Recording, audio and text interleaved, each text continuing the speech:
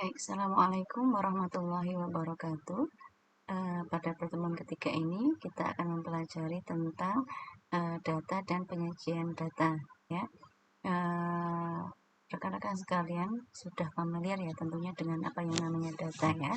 Jadi di sini data bisa kita artikan sebagai suatu hasil pengukuran ya tentang sesuatu informasi atau keterangan-keterangan. Jadi di sini data bisa diartikan atau bisa kita samakan atau kata kuncinya adalah informasi ya.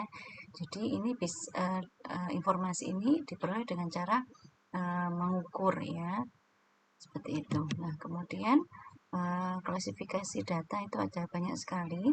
Yang pertama adalah berdasarkan bentuknya ya. Berdasarkan bentuknya ini ada namanya data kualitatif ya dan ada data kuantitatif. Apa itu data kualitatif? Nah, data kualitatif itu adalah suatu data atau fakta yang dinyatakan dalam bentuk bukan angka ya. Misalnya profesi, agama, golongan darah, alamat rumah gitu ya, kemudian hobi dan lain sebagainya, nama ya, itu adalah data kualitatif. Jadi bentuknya bukan angka. Nah, kalau kuantitatif itu adalah bentuknya angka ya, tinggi badan, nilai ujian ya, jumlah mahasiswa, jumlah saudara, ukuran sepatu, berat badan dan lain sebagainya. Itu klasifikasi data berdasarkan bentuknya. Kemudian ada klasifikasi data berdasarkan skalanya ya. Ada 4 jenis ya, berdasarkan skalanya 4 jenis data, yaitu ada data nominal, ada data ordinal, ada data interval, dan ada data rasio. Apa itu yang dimaksud sebagai data nominal? Yaitu suatu data ya yang diperoleh dengan cara observasi. Sebenarnya di sini dengan cara observasi ya. Nah, di sini observasi atau juga bisa dengan angket ya, nanti akan diperoleh suatu data yang namanya data yang mengklasifikasikan, misalnya data golongan darah ya, ada golongan darah kita klasifikasikan, ada golongan darah A, B gitu ya, AB, O seperti itu ya. Kemudian klasifikasi ya, data berupa klasifikasi profesi, ada yang sebagai guru, sebagai dokter, sebagai bisnis gitu ya, bisnismen, kemudian sebagai perawat dan lain sebagainya. Kemudian ada jenis kelamin ya, laki-laki dan perempuan. Itu adalah data nominal ya, berupa klasifikasi. Kemudian ada data ordinal. Ya, di sini skala pengukuran pengelompokan objek ke dalam kelas yang memiliki hubungan urutan satu dengan yang lain. Data ordinal ini juga bisa dengan cara observasi ya, dengan angket juga bisa. Nah, tapi di sini bentuknya itu adalah urutan ya. Jadi contohnya di sini pangkat ABRI itu ada mayor ya, ada kapten, ada letnan gitu ya. Kemudian kalau dalam angket kalian pernah mengisi apa namanya, pernyataan setuju tidak setuju gitu ya, ada penilaian ya, dimana kalau sangat setuju skornya 5, kalau setuju skornya 4 gitu ya, kalau bawahnya ragu-ragu skornya 3 gitu ya, kalau tidak setuju skornya 1, kalau sangat tidak setuju skornya 0. Nah, itu contoh data ordinal ya.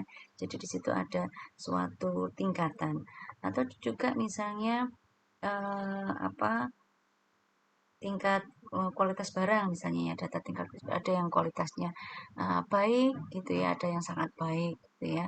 Jadi di situ menunjukkan suatu urutan. Kemudian ada skala interval. Jadi data ini berasal dari hasil pengukuran suatu benda ya. Di sini datanya biasanya berupa kontinu. Apa itu data kontinu? Nanti saya terangkan setelah ini ya. Jadi dari hasil pengukuran ini contohnya adalah tinggi badan ya. Tinggi badan 140 sampai 149. Nah, di sini tentu untuk mendapatkan tinggi badan ini perlu dilakukan pengukuran gitu ya dengan ukur tinggi badan ya. Kemudian berupa suatu interval ya. Kemudian di sini dalam skala interval ini tidak memiliki nol mutlak. Ya, maksudnya tidak memiliki nol mutlak itu contohnya apa? Misalnya suatu responden itu variabelnya berupa 0 ya. Ya, berupa 0 itu tidak berarti 0 itu tidak ada nilai sama sekali. Itu bukan contohnya apa? Misalnya kita akan mengukur temperatur ruangan ya. Ada suatu ruangan yang suhunya 0 derajat, ada yang 30 derajat. Nah, 0 derajat di sini bukan berarti bahwa suhu itu tidak memiliki ruangan itu tidak memiliki suhu gitu ya. Seperti itu. Atau misalnya ada suhu eh, apa namanya 60 derajat gitu ya. Itu bukan berarti bahwa suhu 60 derajat itu dua kalinya dari suhu 30 derajat seperti itu ya. Ya, jadi di interval ini apa nilai 0 ini tidak bukan berarti apa 0 yang sesungguhnya seperti itu. Kemudian selanjutnya adalah skala rasio ya. Skala rasio. Di sini seperti interval ya, diperoleh dengan cara mengukur ya. Jadi misalnya berat badan ya. Hanya saja kalau di rasio ini nilai nolnya itu berarti ya. Misalnya berat badannya 140 0 ya. Maka ya memang dia tidak memiliki berat ya. Sebenarnya bukan berat ya. Istilahnya adalah massa. Ya, kalau massa itu kan eh, orang yang massanya 0 ya. Bukan berarti dia tidak ada barangnya ya. Misalnya kita saat kita pergi ke bulan ya. Nah, massa kita itu adalah 0, tapi bukan berarti bahwa berat kita itu adalah 0 gitu ya, karena kita tergantung dengan faktor-faktor yang lain. Jadi kalau di sini 0 itu arti yang sesungguhnya ya, seperti itu. Kemudian berdasarkan sifat data tadi ya, sudah saya singgung ya, ada namanya data kontinu. Jadi berdasarkan sifat data ada namanya data diskrit dan ada namanya data kontinu. Nah, di sini data diskrit itu adalah data yang diperoleh dengan cara membilang ya, membilang atau menghitung ya, berupa bilangan asli 1, 2, 3, 4, 5 dan seterusnya. Seperti itu. Kemudian apa bisa dicontohkan ya, jumlah saudara kandung berapa, misalnya ada 4 gitu ya, atau jumlah mahasiswa semester 1 kelas A misalnya ada berapa, ada 22. Jadi dia bentuknya adalah bilangan asli ya, dengan cara membilang. Nah, kalau data kontinu itu diperoleh dengan cara mengukur ya. Jadi bilangannya berupa bilangan real atau ada koma-koma ya. Misalnya eh, di sini dicontohkan nilai statistik ya. Ibu mengukurnya dengan apa gitu ya. Misalnya mengukurnya ada uh, apa persekoran ya. Ternyata di sini kalian memperoleh nilai 80,1 gitu ya. Di sini angkanya koma-koma. Atau misalnya berat badan ya. Berat badan kalian misalnya kan diperoleh dengan cara mengukur ya, dengan timbangan. Nah, timbangan itu kan tidak hanya sekilo 2 kilo ya kak, ada 1 gram 2 gram kan. Nah, cuma karena beratnya itu kita berat ya, sudah dewasa kan beratnya biasanya langsung dalam kilo ya, sehingga beratnya cenderung orang jarang menyebutkan 10,5 kilo apa 50,5 kilo kan jarang ya, biasanya 50 kilo 51 kilo, tapi ini adalah contoh dari data counting. Nah, barangkali kalau berat badan bayi, kalau berat badan bayi berarti masih di gram-gram itu masih sangat berarti ya, misalnya 3,4 kilo 2,9 kilo ya, seperti itu. Kemudian panjang ya, panjang juga sama kan, diperoleh dengan cara mengukur dengan penggaris gitu ya, dengan cara penggaris sehingga apa berat ada yang 3,3 cm, 5 cm, 10,7 cm dan lain sebagainya. Nah, ini contoh data pendapatan 50 pekerja di DIY gitu ya. Misalnya ini pendapatan 33 juta, 85 juta dan lain sebagainya ya. Ini kira-kira data diskrit apa kontinu ini ya. Ya, kalau ini kita bisa artikan sebagai data diskrit ya. Seperti itu. Kemudian dengan cara memperolehnya, ada data primer, ada data sekunder ya. Jadi data primer itu data yang langsung diambil dari objek penelitian oleh peneliti. Jadi di sini peneliti langsung bisa mendapatkan data langsung dari sumbernya. Ya, misalnya saya ingin mengetahui nilai atau IPK kalian ya, maka ibu langsung tanya berapa IPK-nya gitu ya, dan respondennya langsung menjawab.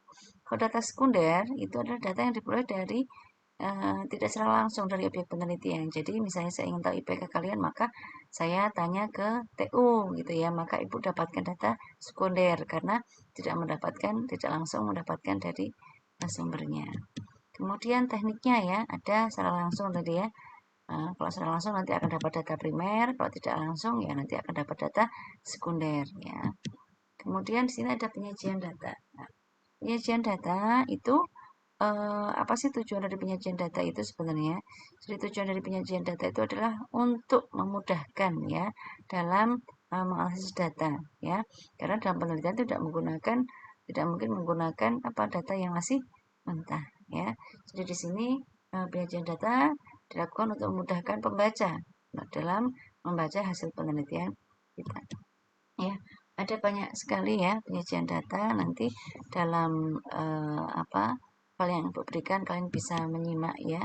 Ada berbagai macam, ini ada tabel distribusi frekuensi, ada diagram batang daun, ada diagram batang ya. Sini ada diagram garis gitu ya. Ada diagram pie atau diagram lingkaran ya dan lain sebagainya. Nah, di sini pada penyajian data ini Ibu nanti akan menyampaikan adalah cara menyajikan data dalam tabel distribusi ya, dalam tabel distribusi kuantitatif ya. Nah, yang bentuknya adalah seperti ini. Ya, tabel distribusi frekuensi ya, tabel distribusi frekuensi. Nah, di sini ada langkah-langkah ya. Langkah-langkahnya ini. Nah, yang pertama adalah menentukan rank atau jangkauan ya. Rumusnya adalah XN data terbesar dikurangi data terkecil. Kemudian langkah yang kedua adalah menentukan kelas interval ya, atau banyaknya kelas interval ya. Yang mana banyaknya kelas interval itu adalah yang ini. Nih ya, banyaknya kelas interval itu yang ini. Ya, ini ada berapa intervalnya? Kelasnya 1, 2, 3, 4, 5, 6, 7. 7 ya. Nah, banyaknya kelas itu ternyata tidak disusun secara sembarangan ya, tetapi ada ketentuan. Di sini kita menggunakan aturan Sturges. Jadi aturan Sturges itu mengatakan bahwa K itu banyaknya kelas itu lebih dari 15. Lebih dari 5 dan kurang dari 15 kelas ya. Nanti rumusnya seperti ini, di mana K itu 1 ditambah 3,3 log N, di mana N itu adalah banyaknya data. Ya, seperti itu. Kemudian langkah yang ketiga yaitu menentukan panjang kelas ya, panjang kelas. Rumusnya adalah P sama dengan R per K. R ini adalah jangkauan yang kita peroleh dari langkah yang pertama dan K ini adalah yang kita peroleh dari langkah yang kedua yaitu banyaknya kelas ya. Nah, kemudian yang terakhir adalah menentukan ujung bawah interval A1 ya. Yang mana itu ujung bawah? Ya, ujung bawah adalah yang ini ya. Oke, ujung bawah itu adalah 30. Kenapa Bu ditentukan? Ya, karena ternyata ujung bawah ini tidak selalu data terkecil ya. Nanti ada tekniknya. Apa tekniknya? Tekniknya adalah ini ya. Jadi A1 itu bisa berupa data terkecil. Jadi ujung bawah A1 itu bisa data terkecil. Tapi juga bisa suatu bilangan yang lain ya. Yang mana bilangan itu syaratnya ya, kalau digunakan untuk mengurangi X1 itu kurang dari P. Nah, di sini ya.